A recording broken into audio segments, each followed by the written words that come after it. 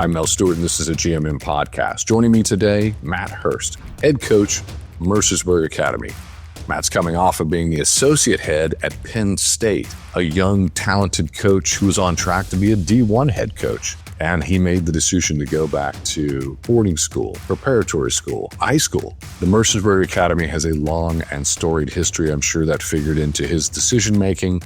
Mercersburg has produced over 32 Olympians. I am one of them. I'm a proud alum, and I can't wait to unpack Mercersburg's history and what Matt's doing there and what's in store for the future. What's up, buddy? How you doing? I'm good, Mel. How are you? You were at Mercersburg Academy, a place that is near and dear to my heart. You're the head coach, and this is a storied program in swimming history.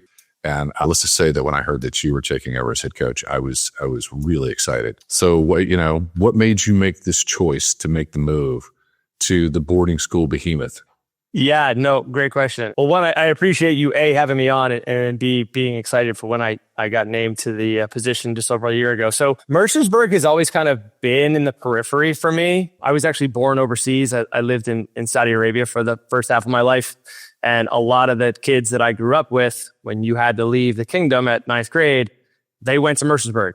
So Mercersburg was something I knew about as a young kid. Now then I was playing baseball. So I knew of it as the place I was going to go play baseball if my folks stayed in Saudi. We ultimately ended up moving to the United States, and I ended up swimming for Upper Mainline Y. And so the coach that I took over from here at Mercersburg was Glenn Neufeld. And he and I have stayed in touch throughout the years. And as he was getting towards the end of his tenure here, he said, hey, Mercersburg is going to be open. And I want you to consider being the successor to the program. I'd been here before, knew about it. My wife and I and our kids, we lived in State College for 7 years. So we were familiar with rural central Pennsylvania. So the culture shock piece wasn't it. So anyway, came in on Glenn's recommendation and came down for the interview. And I was really interested because knew Mercersburg, knew what was capable here, knew about the facilities and the support. I knew about the boarding school life. So all those things interested me. Again, so I got two young kids, 11 and 9. So thinking long-term, like what could this do for them for their future? But then also having lived the Power 4 coaching lifestyle, right? Of on 24/7, 364 and a half days a year. And seeing this as an opportunity to have access to high level talent, getting back involved in an educational system, being able to develop kids from in to out. So anyway, came down on our visit, and Mercersburg pretty much had us at like, welcome to Mercersburg. Because for those who've never been here, right? Yes, we are in central Pennsylvania, about 90 minutes from DC, but the grounds are absolutely gorgeous. So you drive in, chapel's there. It's like, you have to see it. So we drive in, and this is the first time ever where I'd gone on a job interview where I had my itinerary and my wife and our children also had their own itinerary. And that really took me as unique, because in the coaching world, we always talk about I'll always say my family's important to me and I want to have some work-life harmony. Balance is impossible, harmony. But the people here at Mercersburg had actually taken the time to craft a completely separate itinerary so that my wife and our kids could see what life would be like for them, not just what life would be like as, the spouse or the children of an employee. Interview went great. Kids were good. Head of school, Quentin McDowell, and his team were tremendous.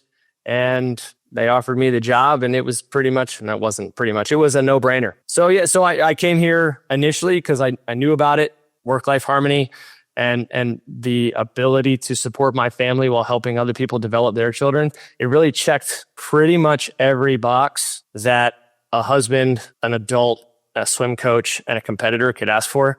So we're here, and we're very excited to be here. You don't understand until you drive onto that campus. I'm surprised that campus hasn't been used as a movie set. It's not, over and over and over. It's gorgeous. Yeah, we're going to put up some B-roll and some imagery of school. If you're listening to us on the podcast and you're not watching on YouTube, you might want to pop over to YouTube or pop over to swimsong.com and check out what Mercersburg looks like. I'll put some images in the show notes. But it's breathtaking. It takes your breath away. It's so pretty. There was something that people say about Mercersburg. They if you're there a year, you're there 2 years. Yeah. Even if you don't like it, you slowly fall in love with it. And then people say this is a blanket. It's a warm blanket that you cannot escape it. No, it really is. It really is. And it's amazing to me how, like, we've moved a few times, right? Coaching career, you move. Growing up overseas, I've moved. But coming in, moving a family, there was a little bit of like, well, are we going to have to move again, right? And the conversation was had at home, like, we're here. This is it. And we probably weren't even here a month. And everybody in my family was like, we're staying. We're never leaving. We're very fortunate. Like, where my house is on campus, I'm sitting in the pool. My house is a quarter mile up the road. And from where my house is, my front porch, I can see the chapel, which is the quintessential landmark on campus.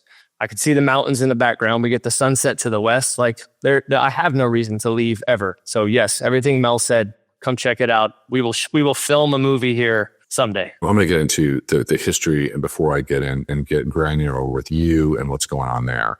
But I do want to step back and just say that, you were that guy that was on that track to be a head coach at a D1 program. And I know that was in the back of your head, but I also have always known, even when this job came up, I've always known that this is the position where someone who's on that D1 head coach track would go, no, I'm going to make this choice, because there's such a long history and there's a lot of possibility. And financially, in terms of when you look at the entire package of what Mercersburg is, it's really good for family. But that's for me looking from the outside in. You tell me, was that an issue for you? It's like, hey, I could be a D1 head coach one day.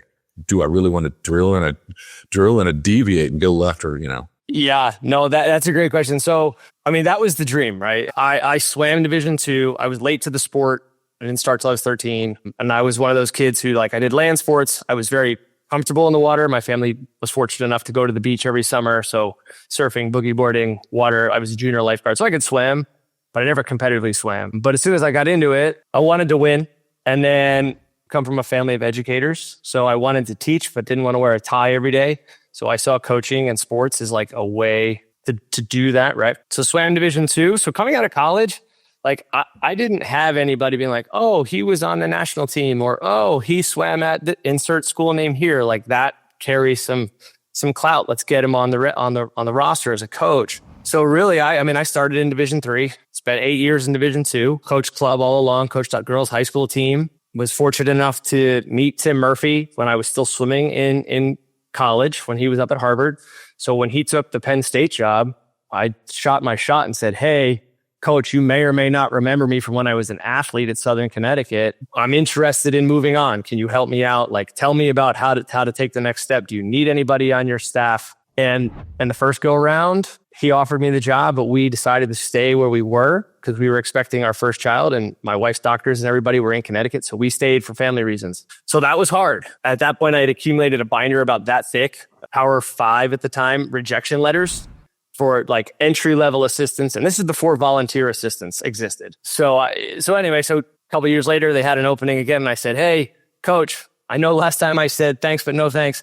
But this time, our kid is born, we're ready to go. So that was always the dream. 7 years at Penn State, made it to the level of associate head coach. But around the same time, so my daughter was seven, almost 8. I had coached, I had developed at that point my first Olympian, right? Gabe Castano swam for us at Penn State. He came in as a relative unknown to a high school champion in the 50 and the 100 here in Pennsylvania, but not on most Power 4's radar. So he went from 24-1 long course coming in, if that, to 22-01, which was the FINA A standard for Tokyo. And he, anybody that you develop, it's a staff effort. But I was coaching the sprinters. He trained in the sprint group. So Gabe made it to the Olympics. And that was also, had always been a goal of mine, develop an Olympian. So I'm sitting there with my wife. We're watching Gabe swim in Tokyo in COVID. Our daughter is 7. Our son is 5. And I'm like, this is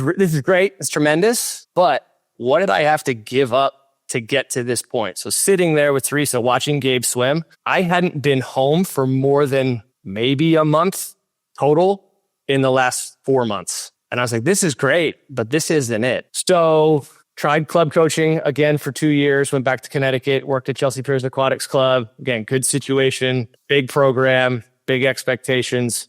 Just wasn't the right fit for me long-term.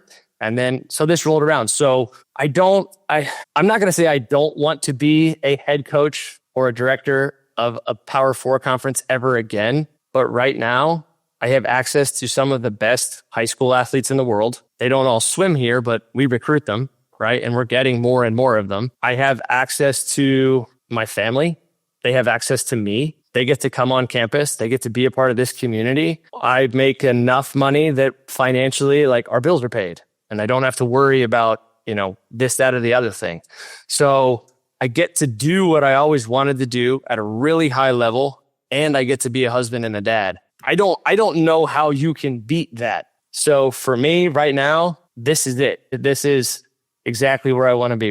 And part of that is when I came to interview for Mercersburg, they asked the development questions, they asked the education questions, but they did also quite bluntly say, can you continue to win Easterns? Yes. How long do you think it is till we have our next Olympian?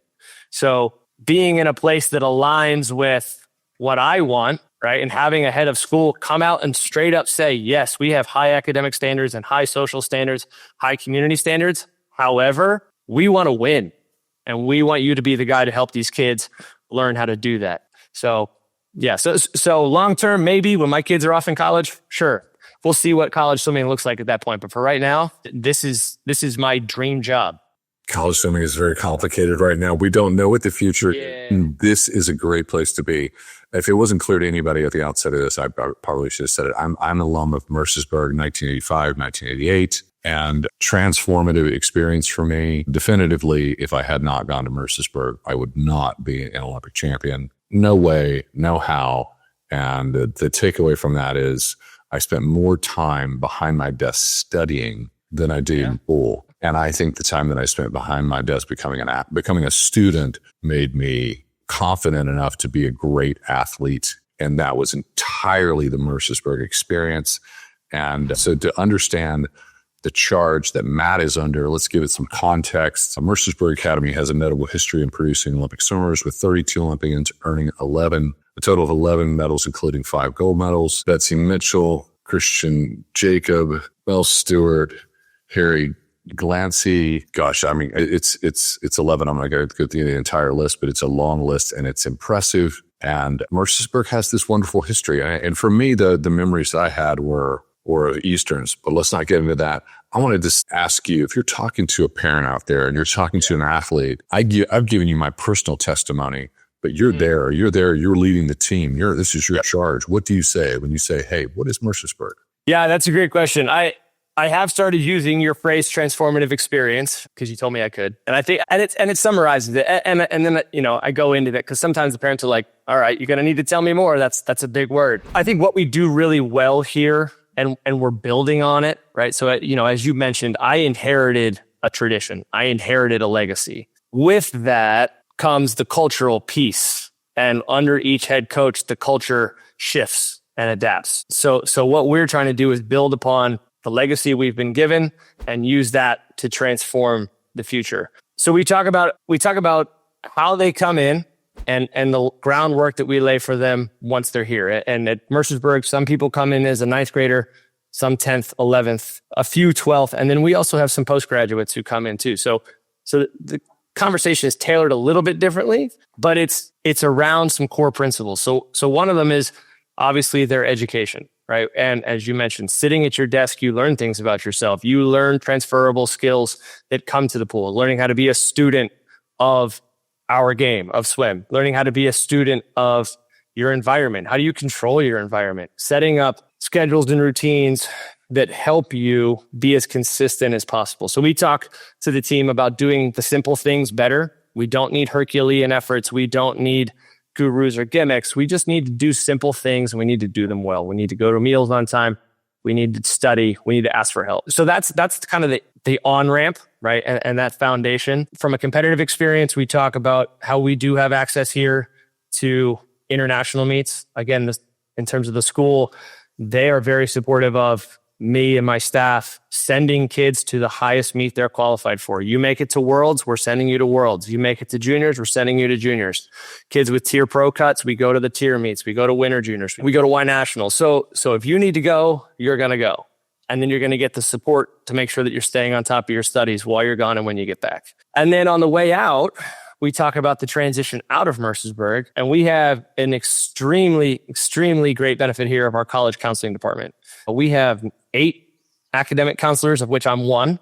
So for a lot of the swimmers and their parents, that sets their mind at ease, because whether or not they are officially in my caseload, and most of our swimmers are, I'm still going to oversee their college placement process, whether you swim or not. So the conversation with the moms and the dads and the aunts and the uncles and the families to drop off is like, I'm here for your kids from the minute they walk on campus, their entire time here, and on their way out the door. Oh, and by the way, here are like the 30 other adults that are also going to help cultivate this experience. So it really is transformative. We're getting them where they're at, and we're helping them get step by step to where they want to ultimately be. I'm going to pick out one thing from everything you said. Well, 2 things. Let me just say that what you said most recently is just being a college counselor. It's being the head coach at this swimming power center in the college preparatory, marketplace. It's like that double-edged sword is impressive. Parents have to like that. I'm going to tell you as a first-person testimonial, you said you went through a long list of things, but you said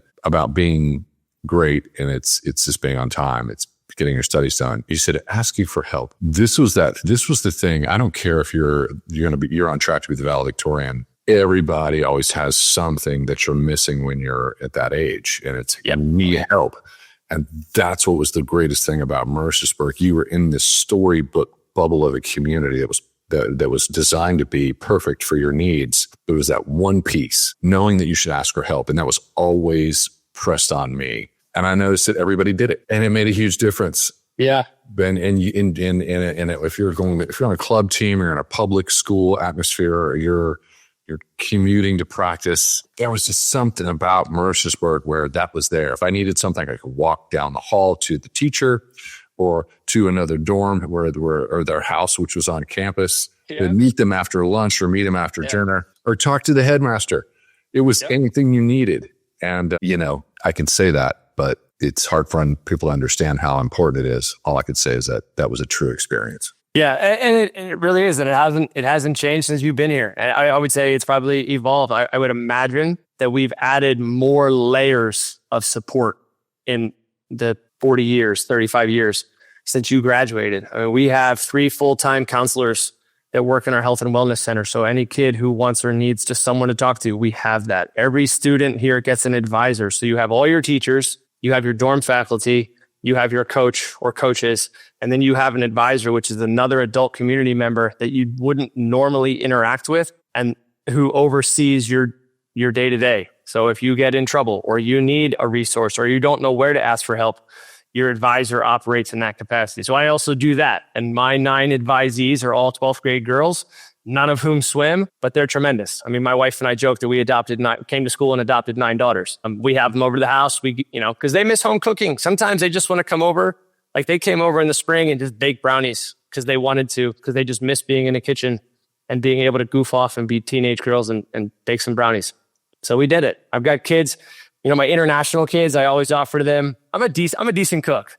I always offer them, I say, like, if you're missing something from home, get me a recipe, translate it to English preferably, and I will do my best to recreate that thing for you. So one of our girls, she's from Ireland. It's her birthday a week ago, so she was missing home. I said, "What do you want?" She goes, "I want shepherd's pie." Okay. So did my best. She said it was good. Every man should have his shepherd's pie recipe in his back pocket that he can just roll off for the family. I love shepherd's pie. So how did you have your own shepherd's pie, or is this your first crack at it? I have made it before. So I don't make it a lot though, because my wife doesn't really like the mushing of things together in one plate. So, and I don't need to be eating a whole tray of shepherd's pie by myself. So I do have a recipe. My grandmother on one side is Irish. So we had a family recipe that I used. Turned out pretty good. When I coached at Penn State, I had a couple of Brazilian guys and, I asked them same thing, like, "Hey, what are you guys missing from home?" And they said this thing called feijoada, and it's a Brazilian slow cooked meat recipe, essentially. Gave it a shot. And again, I don't know if it was actually good, but they were nice enough to eat it, say it was good, and take some home. So yeah, it's just, again, little things that help, because there are definitely days where I forget that this is high school, because even our 9th graders are more mature than what I expect a 14 or 15-year-old to be. But then there are moments where like I look at them and I see my 11-year-old daughter or my 9-year-old son, and I'm like, yep, you just need a home cooked meal and a hug, and that's fine. And that's transformative. When you say it at first, seems like, okay, buddy, but it really is. You're away from home, but it is a home atmosphere, and it becomes very much so a family. It's for anybody who's out there and they're upset that we got away from the swimming topic. Food is a swimming topic. Absolutely, it is. Absolutely. The way we train, you need to eat. Food is a swimming topic. So I want to do this. Something I'd forgotten that I didn't want to miss. Mercersburg is I know the endowment is very strong for the boarding school track. Another first person testimony was I came from an economically disadvantaged background. We were poverty level, couldn't afford tuition. I was a full tuition scholarship kid based on the good graces of alumni. The alumnus, George Baxter, who supported me, was a big donor to Mercersburg, and Mercersburg has grown since he was there working and raising money, and it's now 50 to 100 times higher. Yeah. But I think if you're a talented athlete, people should know, and you're from a family that's economically challenged, there is financial aid. There is, there are opportunities. This isn't a no. It's a conversation. And so if I'm middle class or I'm like a Mel Stewart background, how do you engage that family if you have a kid who has some talent and they want to be a great student athlete? Yeah, it's a great question. And yes, we are extremely fortunate to have the endowment that we do. George Baxter, whom you mentioned, he has actually endowed a fund specific for swimming and diving. It's for program enhancement. So every year I have funds that I can add to the swim program to be used as I see fit. So one of the ways we actually utilize the Baxter Fund would be to take someone like you, Mel, who needed to go to juniors or needed to go to nationals, but didn't have the family background to pay for it. And the school picks up that tab because we want to make sure that our best students can get the academic help and exposure that they need, and that our best athletes can do the same. So that's one way. Reach out on our part it's changing now. I think every coach has kind of had a different model. In conversations that you and I have had, JT, who was here when you were here, was a pretty active recruiter. Pete and Glenn kind of had a different role. And I would say I'm a little bit more active in going out and talking to people.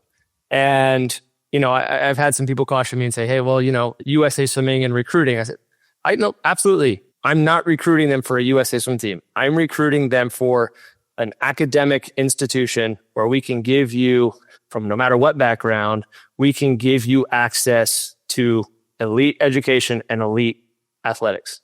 So that's where the conversation starts. So the way it works is either I reach out, like a club coach can reach out, or family or friend can reach out and say, hey, we're interested in Mercersburg. Great, perfect.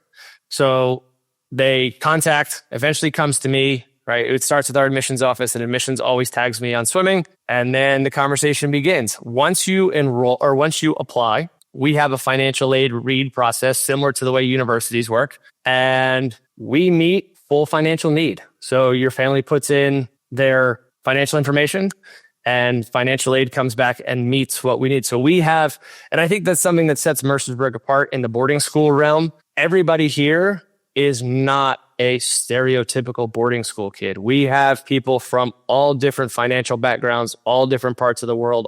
We have 26 states in the District of Columbia, different academic abilities, different athletic abilities. So we want to make sure that the people that Mercersburg people have access to Mercersburg, because there is a type of person that fits into this community. We're a very welcoming community. And in order for us to be the community and the school that we are, we have to make sure that our people can get here. So that's the way it works for us. Now with swimming, we are a priority program. So I am welcome to have additional conversations with our admissions department and our head of school and his team about the capabilities of certain athletes, depending upon how that read comes back. But ultimately, it is up to the admissions department, but we meet need, and we want to make sure Mercersburg people get here. Mercersburg does meet need. You started talking, I started crying because you're talking about Mr. B. Yeah. And George Baxter. My daughter's named after his wife.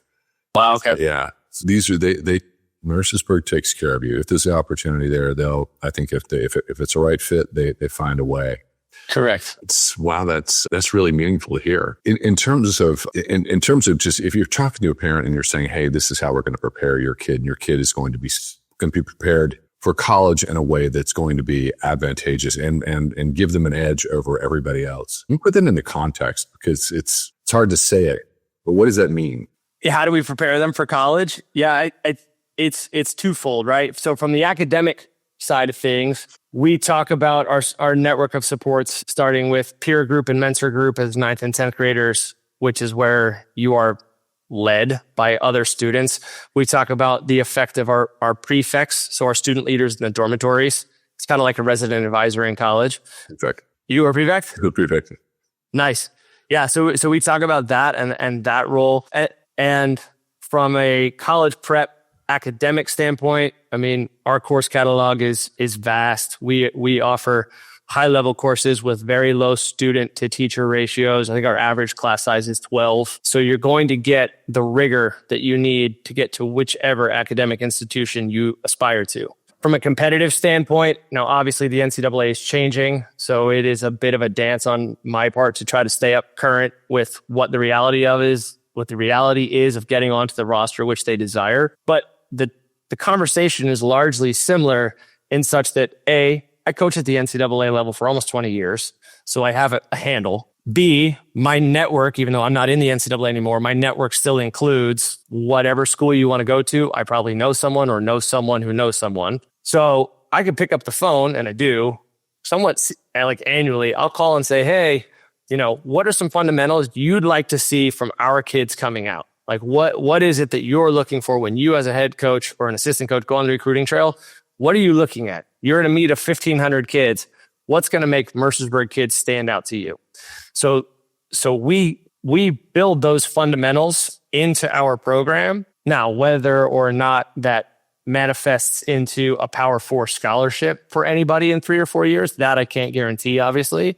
But we're going to give you the fundamentals. We're going to give you the process in the classroom and in the pool so that when you leave here, you will be able to handle the situation you arrive in. After Mercersburg, college was easy. Yes. That's just a statement. Yeah. I never studied more than I was at Mercersburg. In college, it was probably 25% or less. And I watched all my peers struggle. I was so well prepared. It was just, I had this. It was in my back pocket day one. And I didn't feel like I was getting an academic experience like I had at Mercersburg until I was in my upper division classes as an undergrad. And that's what Mercersburg does. Yeah. And it's the same now. And, obviously every school, every university and college is going to have a different level of rigor. But we can guarantee that when you leave here, you will have the foundational tools to handle the work that's given to you. Okay, well, we're going to put some context. I didn't go to an Ivy League school. I went to the University of Tennessee, and the University of Tennessee for the first 2 years was a little bit of a float. Upper division was fun. I love what you're doing, and I'm so glad that you're unpacking this here, and we're going to come back as you develop your career there, and we're going to keep track of it. But I have to ask these questions, these overarching questions, which is, sure. You have this long history in swim, which comes from a unique background and sports to swimming. You're like, I wasn't the greatest swimmer, but it's like you knew what to do and you were on that track and you were like college to club to college to D2 to Mercersburg. Where's our sport going? It's a great question. I know swimming's gonna persist. I honestly think there might be a bit of a course correction. I think that we went really far into specialization and elite. I think we're going to come back a little bit. I think the idea of multi-sport is going to come back. I think the value of summer league is going to come back. I think the value of racing for racing's sake is going to come back, because at the end of the day, this is a competitive sport for competitive people, and training is great, but we are at a point now, one, where if we continue the way that we're going, our numbers are going to be down. It's just a matter of fact. When you're a young kid and your parents can choose between an hour at soccer on a Saturday and 2 nights a week for practice for maybe 90 minutes, or the expectation at 11 years old, you're doing 6 swim workouts for 90 minutes to 2 hours. And then on Saturday, they've got to go spend 4 to 6 hours at a pool and volunteer their time after they've already paid thousands of dollars. We're going to run ourselves out.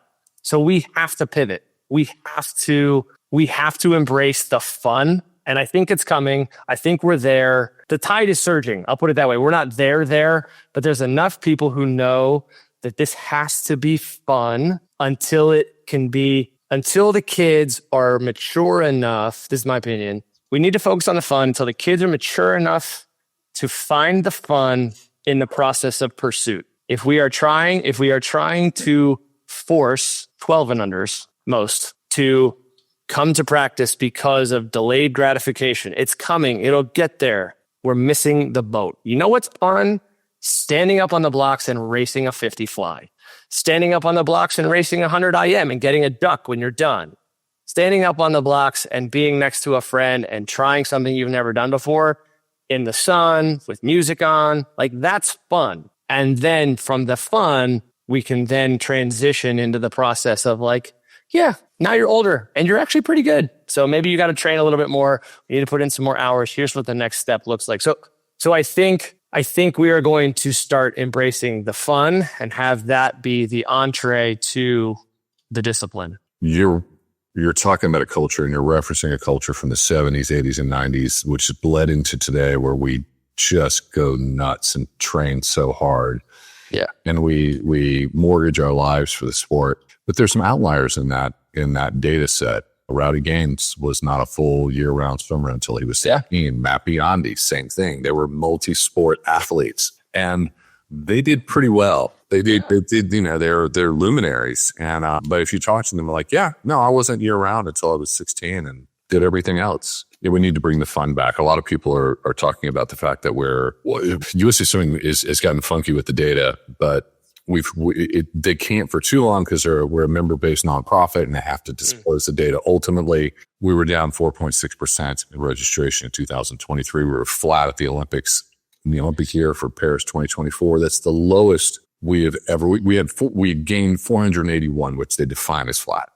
That's the lowest we've ever been in an Olympic year, post-Olympic year, since 1972. If we're gauging the growth of the community. So yes, we're having this moment where we really need to look in our hearts and decide, can we get bigger? Yeah, can we get bigger? And for 95% of the people who are involved with our sport, I'm making up a number, 95% of the people, they want to watch. Like, I think about my relationship with watching track. Okay. I want to watch the 100 meters. I want to watch the 200 meters. I want to watch something fast and furious. I want to see some people be athletic. I want to know who won, right? And I want a personality. Say what you will about Noah Lyles. He's on date, whatever. He's worth watching. And swimming, we've always been very cautious. Maybe it's because we're a country club sport. I don't know, traditionally, right? But it's like, I remember, here's my anecdotal story. So I talked to you before we got on about watching the 96 Olympics and that drawing me into the sport. At that point, I'd been land sport, like could beat my friends for a 25 at the pool in the summer because I was athletic and wasn't afraid of the water. But I remember watching Gary Hall Jr. walk out, do the shadow boxing with the rope. Now, say what you want about Gary Hall Jr. I know a lot of people did not care for him or his style, but he was a showman. And you know what people pay to see? They pay to see someone who's confident in their craft and willing to stand toe-to-toe with somebody else and say, give me your best shot, let's go. And Gary did that. It worked. Felt a little bit different, but same. Like, he said, look, I'm going to do the impossible. I'm going to go for Spitz's 8 golds. Stop me. It's a story. It's a personality. We need a story and a personality. Most people don't tune in to watch the Olympic marathon in running. Most people don't tune in to watch the mile. Now, is that fair to those athletes? No. But they want something quick. They want something that they understand, and they want a story they can relate to. I hope we're moving in that direction. I think we're moving in that direction. We're just moving at a very slow pace. And it's slow. We have years of this is the way we've done it. This is the way it works. And I mean, not to sound cliche, but in some ways we do need a revolution of thought. We need a group of people who are willing to step outside of the comfort zone and say, look, here's an idea we have. We're going to try to make this work and make it stick. And I think ISL was going towards that. And I do think the idea behind Block Party that USA Swimming is trying to do that. But we just I think some of it too is coaches need to let go of their ego. If the idea is to bring people into the sport and the kids are like, hey, coach, I want to swim the 100 fly. Well, Johnny, you're really good at the 500 free. Well, okay, coach, but if I have to swim the 500 free every meet, I'm not coming anymore. Let Johnny swim the 100 fly. Maybe he'll get really good at it. Why? What are we afraid of? It's a negotiation. It is. But that's life, man, right? It's parenting is a negotiation. Coaching is a negotiation. Being a human is a negotiation. If we want our sport to exist, we're going to have to negotiate a little bit. I went to one nationals in the mile, but I wanted to swim the 50 free. Yeah. I lost that negotiation. Well, I mean, ultimately, it worked out for you. Ultimately works out, but no. I agree with you wholeheartedly. I think we're moving in that direction. I'm skeptical of USA Swimming and some choices that they've made. They're moving way too slowly, but I know that there's a groundswell of people out there like you at tentpole programs who are saying the same thing, and there's a lot of, let's just say, there's a lot of consensus around this idea. So from Mercersburg, which is a destination with assets to move the sport forward, how do you make that change? Yeah, that's a great question. So internally, we continue to try to attract high-level athletes or people with high-level aspirations. That's one. Two, I am very fortunate that even though I am a high school program, we operate as a school year-round club program. So I do participate in high school dual meets, but outside of that, our athletic director and our administration is very supportive in our staff creating events that we think are good for our program or taking our kids to events that we think are good for our program. So one of the things we're looking to do this year is I'm reaching out to local club teams and YMCA teams and saying, hey, do you want to get together on a Saturday? We'll come to you because it's much easier for me to transport my kids than it is for them to get people to come to us. And we'll do a summer league format. You guys need to race on a Saturday for practice. I need to race on a Saturday for practice. But let's get together. Let's race a bunch of 50s. Let's race some fly. Let's do that. We're looking at going to an open water swim in the summertime just to get up and, again, get going. We have tentatively started some conversations with Middle Atlantic Swimming to see how our institution can support Middle Atlantic from the age group level and from the young senior level, so 13 to 15, 16, in regards to getting collection of Middle Atlantic's best. Can they come to Mercersburg? Can we bring their coaches? Can we do some camps and clinics and spread the knowledge wealth, but also get these kids and their coaches together, because relationships are another part that perpetuate the sport. I keep talking about my own kids. They're more excited to go to their practices to see their friends right now that 11 and 9 than they are to go to their practices for swim or for baseball or for soccer. They like swim, they like baseball, like soccer, but they want to see their friends. That's the conversation right on. How are your friends? Who'd you see today? So that's what we're doing internally. I have renewed my relationship with ASCA after many years of not participating in ASCA. I think that the new collective there is moving, again, things in the right direction. So I am building my way back into that organization, hopefully someday getting to a level where I can make an impact. Not at that level yet in USA Swimming, but that's okay. And then locally here, I coached Summer League this summer. That was great. It was absolutely fantastic. We had 85 kids on the team. I coached mostly the older kids, so the 9, 11, and 12. But it was great. It really was. And just trying to get more people involved in the sport who may not otherwise have had access to it and keeping it fun until they get to the point where it's hey, you've got some real ability. If you want to take this next step, here's what that process looks like. Mercersburg personally was challenging, but I could tell you this. Swimming became more fun by a magnitude of 10 in that environment. I loved being in high school and doing those dual meets.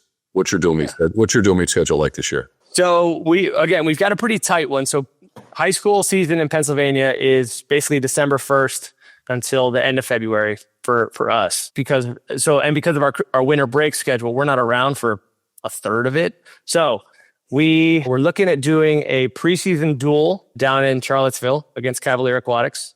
So that'll be in November. That's in the works. When we come back from break, we've got US Open, Winter Juniors, and then we do a team prelims finals meet down at Richmond. They host a 4-day swim fest at Richmond. Our first big high school meet, we do a quad meet December, I think it's the 3rd. It's a Wednesday at State College High School. So it's State College High, North Allegheny, Mercersburg, and Emmaus. So you're talking like 2 of the top 5 programs in public school Pennsylvania, Emmaus, which has been perennially great in Pennsylvania, and then Mercersburg. That's a meet to see. That one's great. And then coming out of winter break, we have Petty and Lawrenceville at Petty and Lawrenceville. Our home meet this year is LaSalle College High School and Albany Academy. Mike Murray's bringing his team down here to race for the first time. Beat him, Mike Murray. You got to beat Mike Murray. Mike, sorry, buddy. Mel says I have to. And then we have a weekend off. We're hosting Maple Championships here. That's our conference. And then 2 weeks when we head up to Franklin and Marshalls to Easterns, which last year we won combined. So Easterns gives 3 titles. You can win boys, you can win girls, and you can win combined. So we won the combined. Our boys finished in second to Andover by 15 points maybe. And could we have won? Sure. Should we have won on paper? Yep. Did some things not go our way? They didn't. And that's part of it. On the women's side, on paper, we were probably 6th or 7th going into the meet. And we had a tremendous effort from our 10th and 11th grade girls last year. And we ended up 3rd overall by 6 points. So we bring back a ton of talent from last year, some kids who really have matured over the summertime. And we do get postgraduate students. So we have some of those and some 11th and 12th year enrolls. So we'll see, but the competitions we have are going to be good. We've lined up some key races. Are prep school mythicals still done? You know them? I don't know. You don't even know what that is. I don't. Prep school mythicals was where we take all the data and then we crunch it and we go, who's the prep school national champion? Oh yeah. I don't know. I grew up with that. I think that we need to do that. Sounds like a great project for the CEO of SwimSlam and his team. It's not mine. I'll give it to Braden Keith, our editor-in-chief, and I go, thanks, give me something else to do. But he loves data. We got a data company. Yeah. But yeah, we need to bring prep school mythicals back. It's good to crunch the data. I love that. I loved the Mercersburg's travel schedule and the dual meets. Great memories. There's something about going in and banging out 90 minutes. Just go.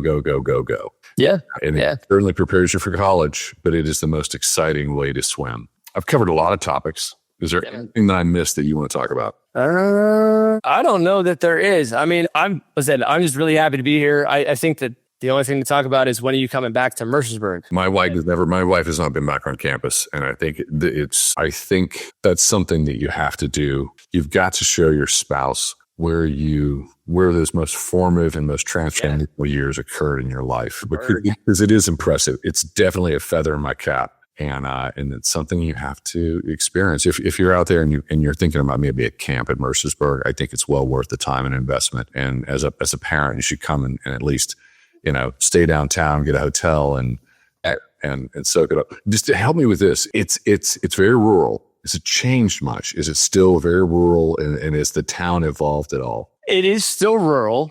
The town has evolved. I mean, we have a few restaurants now. We have an ice cream shop. McConnellsburg, which is the next town over, has quite a few things. Chambersburg is the next town north. They've got quite a few things. So, it's still rural. It is a small American town, rural town. But we've got enough to do. We've got a coffee shop right downtown, ice cream shop, a couple of pubs and restaurants, few hotels, plenty of Airbnbs. What's interesting, and I think in the next 5 years, this development is going to continue. So just down the road here, we have Whitetail Ski Resort, and it is a local ski hill. It's not huge, but a few years ago, it was bought out by the ski company, the resort company that runs, I think, Whistler, Breckenridge, some of these major ski resorts. So that group is looking to transform Whitetail into a resort experience for the people of the DC metro area. So they don't have to fly to the West Coast or to Canada. They can drive 90 minutes west into central Pennsylvania and have this resort life. So we're already starting to see some development and see some of that DC creep come in this way and impact positively the community. But it is still a small town, man. And like I said, my view of the chapel and of campus at night, the chapel's lit up. I can see the mountains, the sun sets behind them. It's absolutely gorgeous. So no matter how long the day was, if that's your view at the end of the day, there's no issue. I do want to actually, as you mentioned camps, I do want to plug a couple of things. We do run camps in the summertime. This is a longstanding Mercersburg tradition of running camps. We run 2 weeks, the last 2 full weeks of June, which, yes, it does butt up against a lot of college camps and clinics, but we're affordable. We're well staffed. I do bring in college coaches. We had coaches last year from Princeton and Yale and LaSalle joining us. So for kids who are looking for exposure to that level, and just kids who want to get better at swimming. I mean, we had a lot of summer league kids as well. As I said, I coach summer league, so try to get some of those kids down here just to refine some skills, to meet some new friends. So all opportunities to get on our campus. Buddy, thanks for coming on. Absolutely, Mel. Appreciate it.